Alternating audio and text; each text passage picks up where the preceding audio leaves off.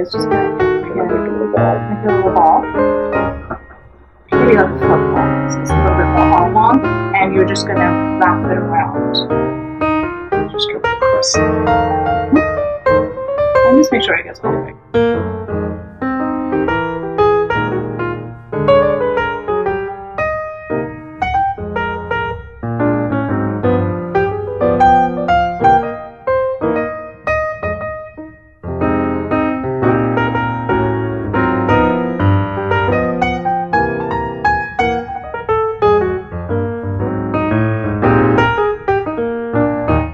Hi, this is Chef Elham, and thank you for watching. I'm here with my friend Alex, and today we're going to make some Thai food. We're going to start with a simple recipe.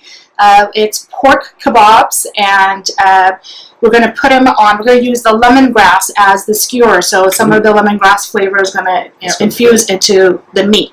So let's go ahead and get started. It is really simple, and if you can see, there's really not a whole lot of ingredients. We have some ground pork, soy sauce, some garlic that we're going to crush in a minute, and some sugar. So what we're going to do... like the low sodium soy sauce, or just it's not low sodium, it's just regular soy sauce. You can certainly use the low sodium, but I find that when I use low sodium, I end up needing to add a little bit more salt. But yeah, you can totally do that if you want to, if you're watching your sodium. So first, let's just get the lemongrass ready. Have you ever cooked with lemongrass? Just kind of cut up in like a soup. Okay. I've never used it for skewers. So. But you like put it in soup for flavor, and then you took it out, kind of like bay leaf. Okay. All right. So we are going to we're going to use it as a skewer. I'm going to just cut the end off. I don't know, just for aesthetics, really. And we want to use, this is kind of dry and not as pretty, and then we're going to grill it on the grill pan, so it's going to burn. Okay. So we'll just kind of cut it to here. God, I love the smell. Oh, that's yummy. So why don't you go ahead and help me cut them to this size. And then another thing you can do is just kind of bruise them slightly. Not too much, because you do still want it to hold its shape so you can use it as a skewer, but this helps kind of release the oils and the and the flavors of it. So there you go. About that length? Yep. So you do that, or I'll crush them. How's that? Oh, that sounds good. Good division of labor right here. This is quick, easy. You can totally do this on a weeknight. And you can serve it with rice. What else? Just by itself? Rice. Rice and rice. Do you use like, what kind of rice? Usually with Thai food, I use jasmine rice, but you can do regular. Just why jasmine rice over something else? Just the flavors go really well. Just like the slight jasmine flavor goes really well with the herbs and spices. Does it stick better? Yeah. No, not necessarily. Actually. Okay. I don't know. This one I did. All about flavor. It's all about flavor. Yes. Well, and texture. Texture is pretty important for me when I'm eating something.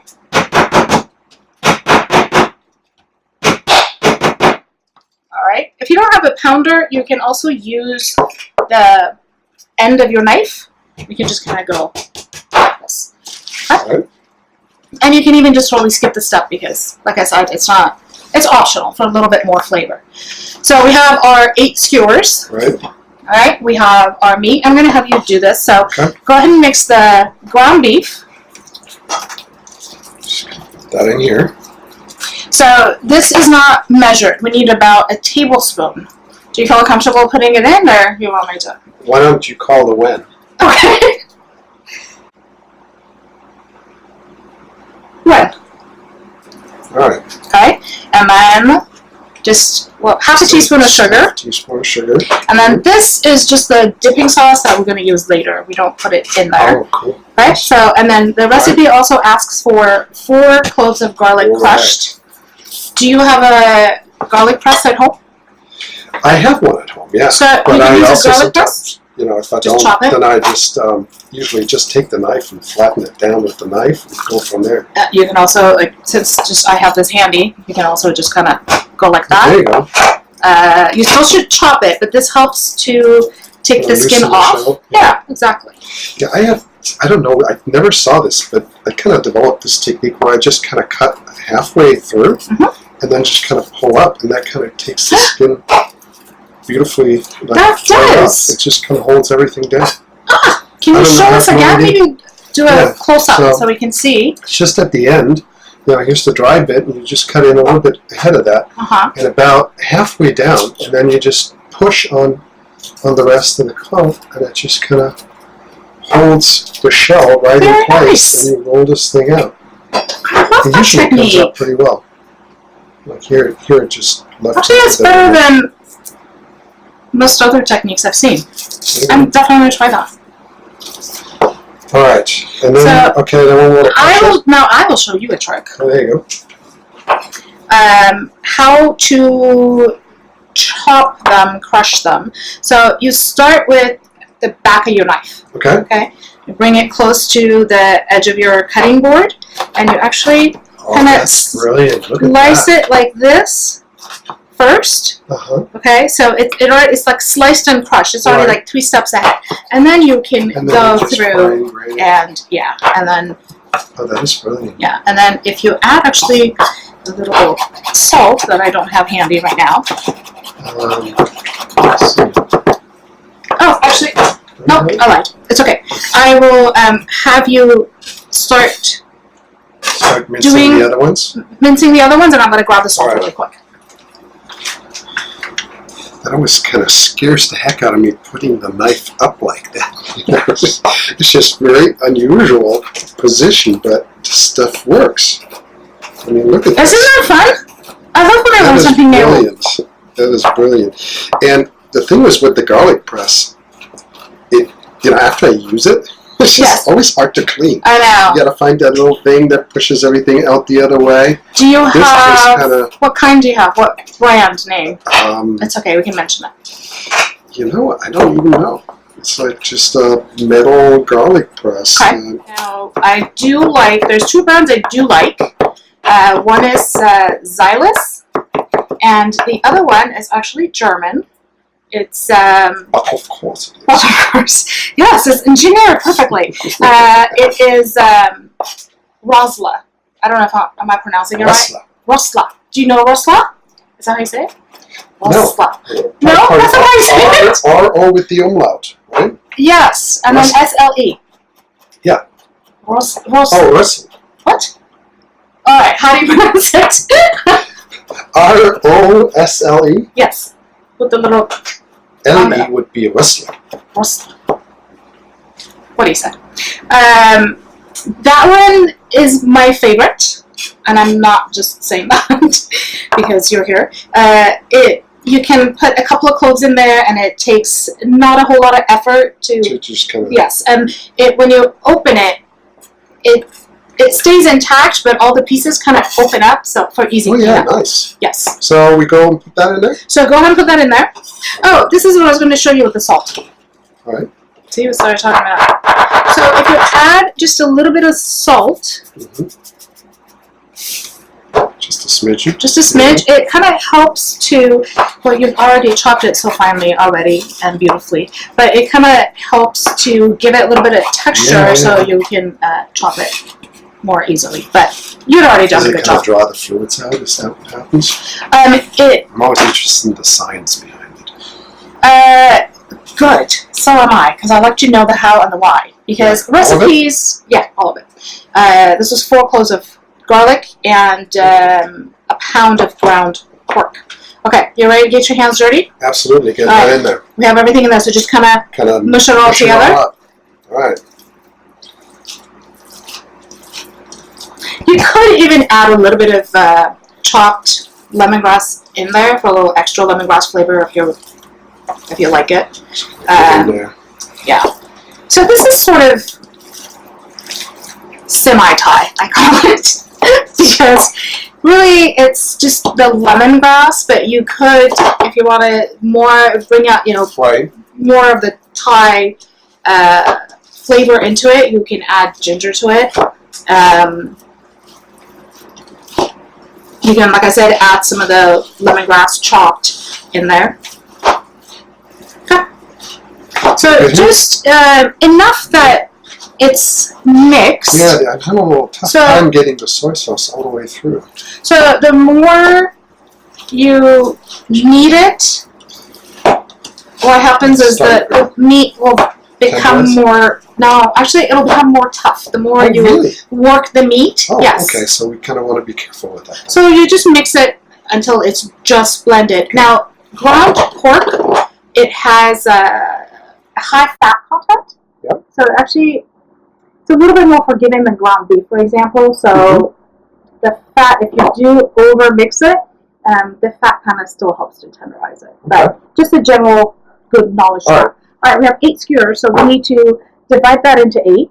So I just like to go, instead of just starting to grab a ball, I just like to do half, and then half, and then yes. So let's see. Is that a good? Yeah, that's a good size, I think.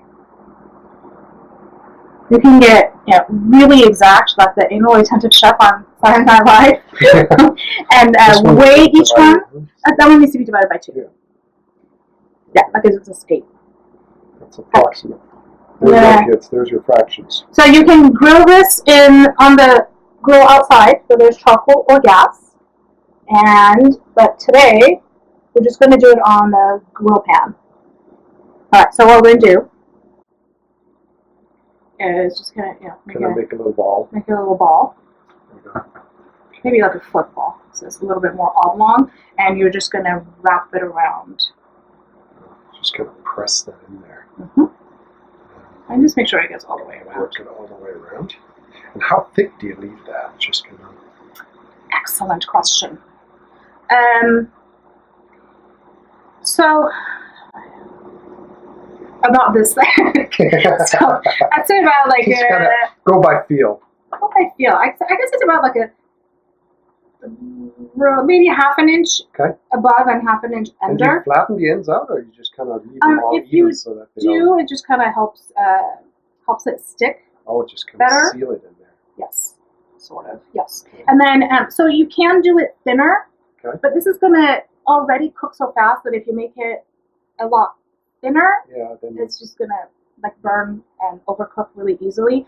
This will make it juicier. Right. On the inside, because once it's cooked, it still has enough meat on there to kind of keep it juicy in the middle. Right. And if you make it really thick, like if you just basically put a meatball on a skewer, you can still do that too. You just have to adjust the cooking time a little bit. And so these I'm going to put on high heat. If it was just a meatball like this, I would put it on medium heat and cook it longer. Right. Because you kind of want the heat to get all the way to the middle. Right. And if it's really high, if the heat is high, the outside's going to burn before the middle is cooked. Okay? Okay. So really, I mean, you can do whatever shape that you like. Okay? That looks pretty already to start with. Look at that.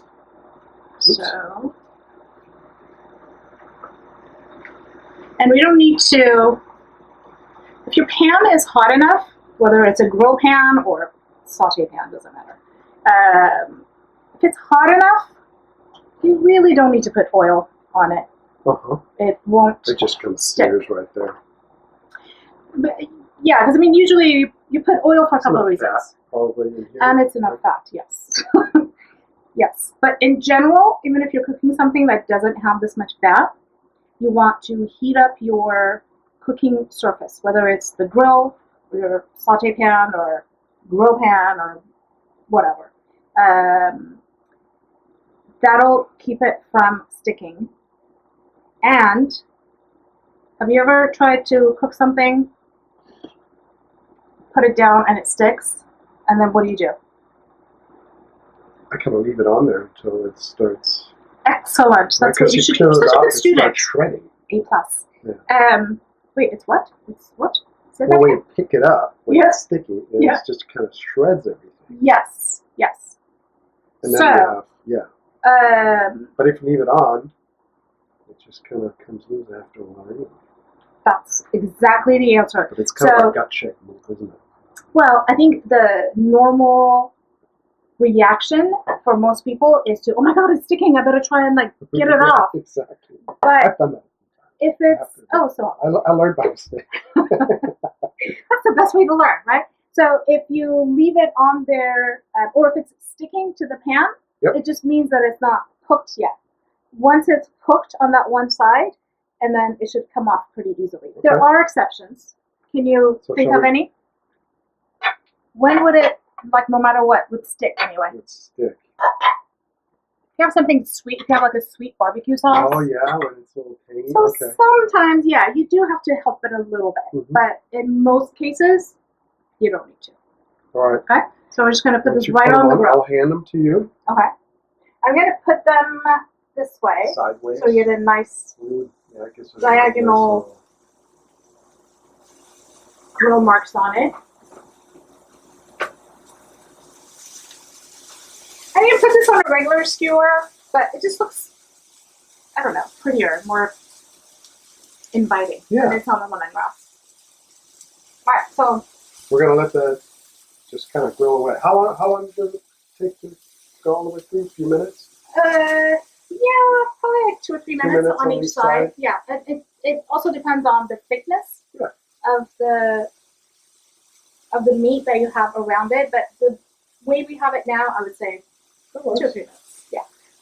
What I do usually is I just kind of look, and if it's like halfway cooked, and you can tell because the meat turns okay. When it comes up the side, okay. Yeah, and then you just kind of turn it. Now the other really important thing is that you only want to turn it once. And again, this is just a general rule, whatever you're cooking, whether it's a chicken breast or these or so I'm going to have to restrain myself. You have to. Looking. Absolutely. Absolutely. Well, you can look, but just don't keep turning it. Yeah. So just let it cook on one side. That looks gorgeous. Look at that. Yeah, that does. Let it cook on one side before you flip it over. Do you know why? Not a clue. Okay.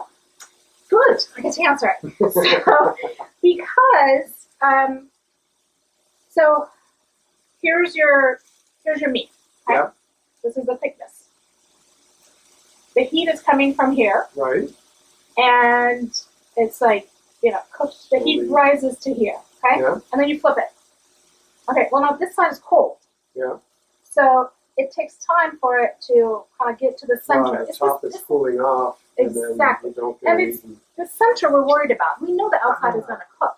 It's the center. So it actually takes longer to cook. Okay. And then it's hard to get even if you do flip it back and forth, the other thing is it's hard to get the exact same grill marks back. Right. So it's a much cleaner look to leave them on as long as you can. Yeah. Yeah, exactly. And so this one I turned a little too soon, but that's okay. We'll just let the other side go a little bit.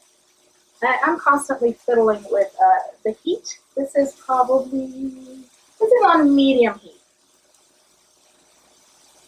Oh. But it's still pretty hot. It's already starting to give us the aroma here. You can do this if you don't like pork or don't have pork on hand or whatever. You can do it with ground beef. You can do it with a mixture of beef and pork. You can do ground turkey. So it's a very versatile recipe. So even with ground turkey, that's not too lean. You have to use some kind of a fat or... Well, you would use turkey maybe because you want it to be less fat. So would it affect the recipe as far as sticking? Yeah, as far as sticking. No. No. Okay. No. Not too much. It'll obviously be a little bit more dry because pork has more fat, so it's just going to be juicier, and fat is delicious. Let's just face it. Yeah. That's why it's bad for you, because it's delicious. So, anything in moderation. Sure. I'm still working on that. All right. Oh, no. Okay. Yeah. See, and it's about halfway opaque. Halfway through. Yeah. Now, a sure way to know if it's cooked, you can use a instant meat thermometer. Then you know for sure. You want it about 140. And then the other thing that we need to take into consideration is the residual heat, the resting time. So we want to keep cooking if you yes. set it aside. Good cook. See, you know all this. So yes, you need to let it rest, and because right now when it's hot, all the juices want to like force themselves out, right? Like they want to run away from the heat. So if you let it rest, it'll just kind of go back in. It'll yes, exactly. But all right, so this is another way to know that that side is cooked. Can I show you turn this one? Yeah. What's the other one? So you see kind of. Oh, when it starts kind of bubbling out on the side. Exactly. Okay, so I'm going to have you watch these while I wash my hands. Remember whenever you're cooking something for someone else and it doesn't come out exactly how it was supposed to, you know what you say? It's supposed to be that way. Exactly. Because they don't know. That's funny. That's something I have learned through the years as well. Well, I learned because one time it was early on in my catering career, I was so proud of myself that I cooked these green beans so perfectly because they had to sit in a chafing dish. So I cooked them to my taste so perfectly because even after sitting in there, they were still crisp. And I remember this older gentleman came up to me afterwards and, oh, great meal. But the green beans, they weren't cooked. They were still crunchy. So I learned, you know what, you can't please everyone, so in that case, it really was cooked the way it's supposed to be, but, alright, so I'm turning this one just because, I'm going to turn it on this side, because it's a little bit, yeah.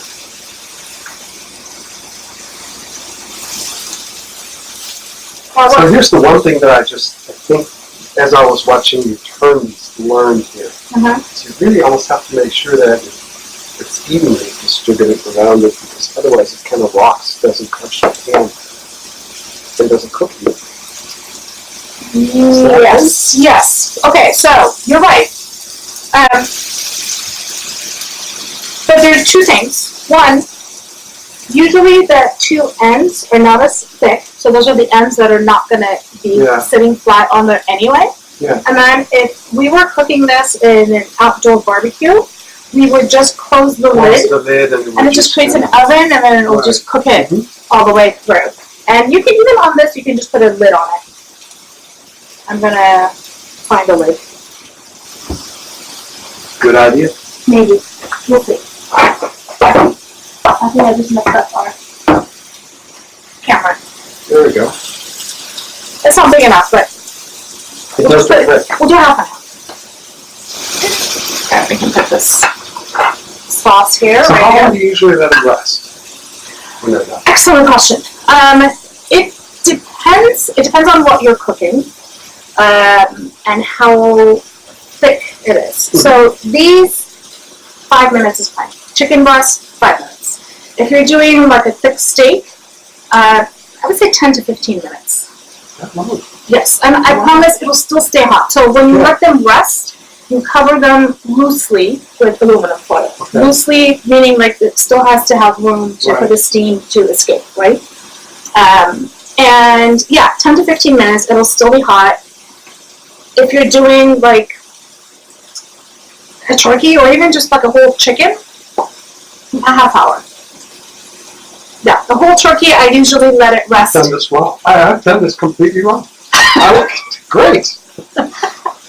See, now you know. I need to plan my timing differently. Drives me nuts. Tell me you don't do this. Drives me nuts when people are, you're cooking a beautiful steak, and then to see if it's done, cut into it to see if the middle's cooked. Right in the middle. So you're just letting all the juices just run out. I know. I didn't mean to flinch. That was a total natural reaction. It's like, oh my god. Yeah, that's not the way. You really, if you do barbecue or if you do cook a lot, I would recommend having an instant meat thermometer. Do you have one? Yeah. Oh, nice. Okay. But I usually go with the touch. What an expert! You know. Yes. Do you want to talk about what that is? I'm going to let you talk about that because I'm going to mess it up. I know kind of what I like. Yes. How well I've done I like it, and so when I press on the meat, I kind of know it's there. Mm-hmm. But I know that there's a trick. I mean, oh yes, there is rare, a trick. medium. Yes. So I'll talk about the trick. So take your non-dominant hand and just kind of rest it a little bit. Okay. And just kind of not stiff. Just hold it loosely. Okay. If you touch this part of your hand, that's what raw meat feels like. And we're talking red meat, not chicken. It doesn't work as well with chicken, okay? But like red meat. So this is about, let's say a piece of steak, okay? This is raw meat. All right, now gently touch your index finger. That's what it was. That's rare. Okay. Middle finger, you feel it getting tighter. Uh-huh. That's medium. So rare, medium. This is medium well, and you can just feel it. Each one, with each finger, it gets tighter. And then this is overdone and give it to the dog. Don't eat this. Yeah, it always kills me when people overcook. Yes, showing. So this takes practice. You can't just grab a steak and be like, oh yeah, that's what it feels like. It definitely takes practice. So you have to, as you're cooking, touch the steak and then see, okay, what does it feel like? And then you can just do it by touch. Yeah. If you've ever ordered steak at a restaurant, trust me, it's been touched. Okay, let's see what they look like. We're good to take these off. Definitely ready to be rested. Let's go and put these little ones to sleep.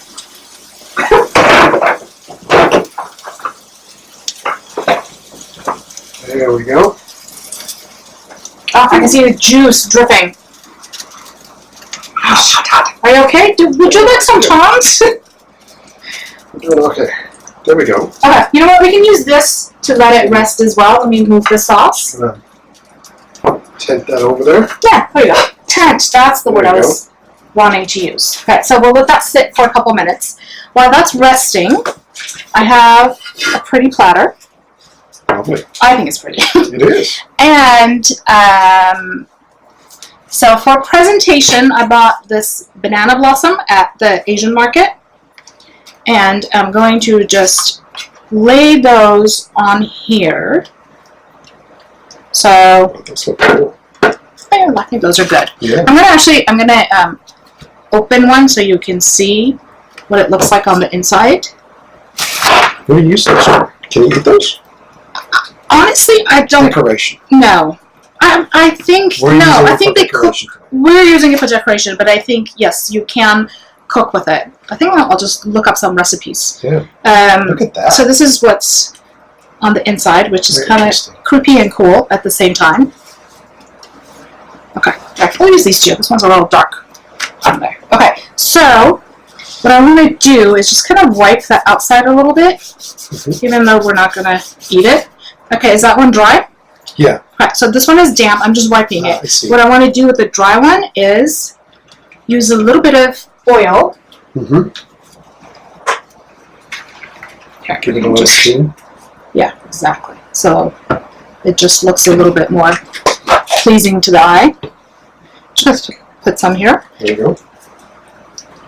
Get a little of that and just the inside? Yes, because that's the part we're going to see. Right. Look at that. That shines that right out. There we go. See? Good. See the difference? It's the little touches. Exactly. Make the difference. It's the difference between just and gourmet. Oh, sorry. There we go. Okay. So we're going to pretend this has been Resting for a while. It's been resting. All right. So I'm just going to place these. Oh, look at that lovely plating. Here.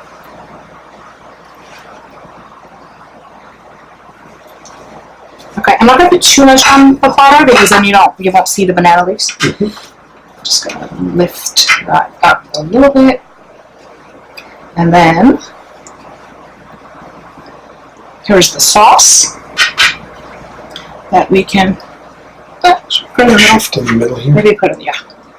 What's that? As you can tell, I don't plan these things ahead of time. There we go. Look at that. That's the money shot. Look at that! Isn't that gorgeous? Awesome. Okay, so now we have to taste one. Here, do a small one. All right. Just to make sure it's been, rested. We pull it off. And You can. kind of dip it. On the. How about Oh, this? that is. Look at that. It slides right off. Oh, still It's hot. hot. Mmm. Mmm. Mmm. Mm. Juicy and tender. That was killer. Mm-hmm. It was lovely. I just double dipped. I'm sorry. No worries. Slides right off. Mm-hmm. And fully recyclable. And recyclable. There you go. How fun would it be for kids though? It's like, oh, here, here's some dinner. Dinner on a stick. Oh, sure. Well, that was delicious. I can't wait to have some more. Alex, thank you. Thank you. I hope you learned something, got inspired, and try that out. So. Yeah. Good. So thank you for watching. Please don't forget to subscribe and leave any comments. And this is Chef Alma.